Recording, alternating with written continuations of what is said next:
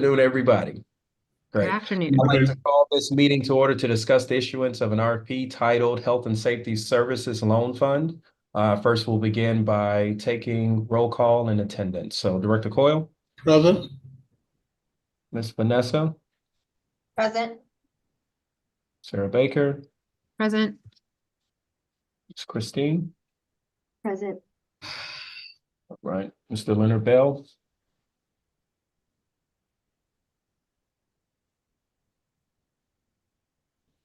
Leonard, you still with us?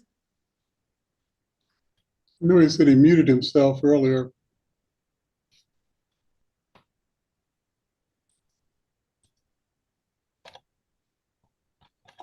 Well, hopefully he'll be able to chime in a minute, and then we can circle back to that at the end, Monty.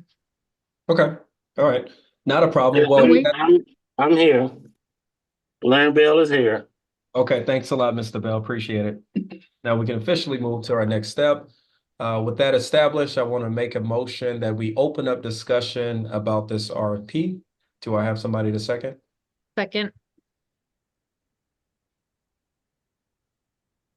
And then you'll do an all in favor, Monty. Absolutely. All those in favor? Say Aye. aye. Yeah. Aye. Aye. I Turn it over to Sarah now to introduce the RFP. Okay, great. So Monty, before we jump to that real quickly, Department of Public Safety gets 2 voting members on the PSA. So who are your voting members? We're going to have Vanessa as well as Director Coyle. Okay. Alrighty. So with that clarification, jumping into what this RFP is all about, this money was appropriated in the budget for this year.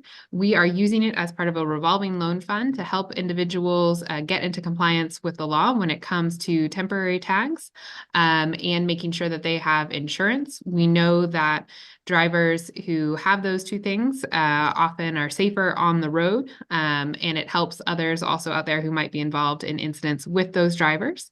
The RFP lays it out pretty clearly what we're trying to do rather. What we're focused on here is making sure that this serves a public benefit. And so when we talk about this, we really focus in on what would be accomplished by decreasing the number of temporary tags and or uninsured drivers on the street. And we try to lay that out pretty clearly in the scope of work as well. I know that Christine got a chance to comment on the document throughout. I've addressed some of the smaller comments as I could prior to this meeting, but I did want to open this up for any comments that folks might have or questions that folks might have about the RFP in general. So happy to just have open discussion. question. You're saying you're using ARPA funds for this? No, this is budget funds, Okay, thank general you. revenue. Okay, thank you. Sarah, in the budget bill, can you point to where that is? I was trying to find it just out of curiosity. Yeah, let me see if this pulls up so I don't have in my snippet from the budget book, it is on.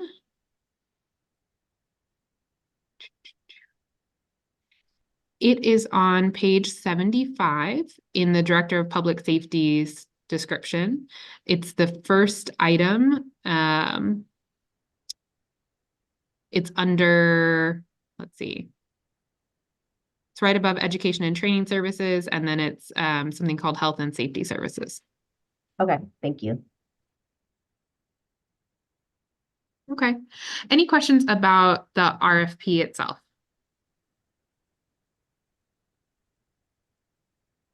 Did you want to go over the questions that I Sure. Yeah, we can do that. All right, just starting had, from or do you feel like those are all addressed? let's go through them. I don't want to miss anything that you put in the document, so I will just go through them from beginning to conclusion. So starting at the top, yes, we need to check the page numbers when this is all done and we stop editing the document. Christine, you had a question about how long is the contract term. We're going to do a year with an option for renewal.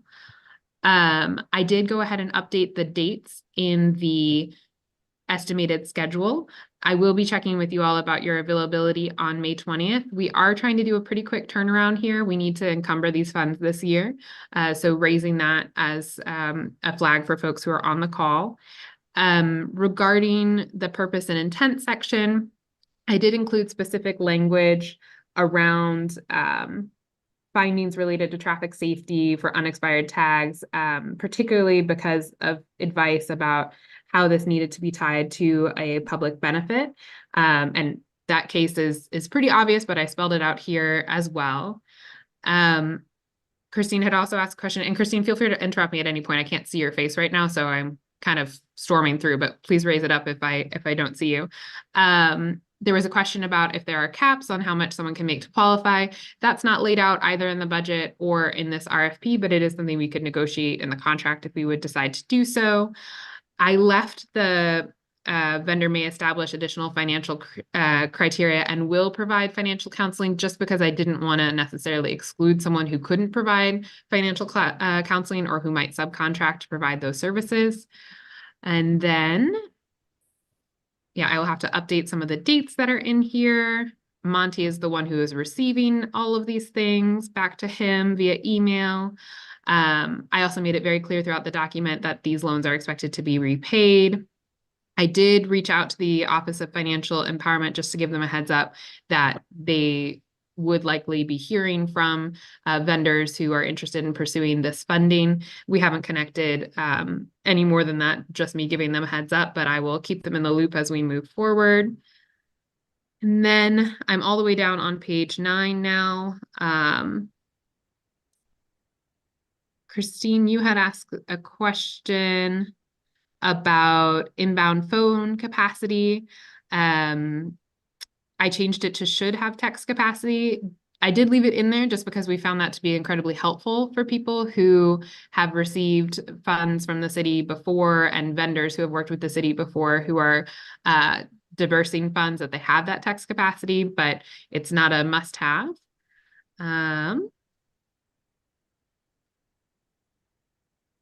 We don't, so in number 11, we say that vendors must detail the policies and procedures they will implement to recoup the loan. And Christine, you asked the question about, can we cap interest rates, penalties, fees, etc.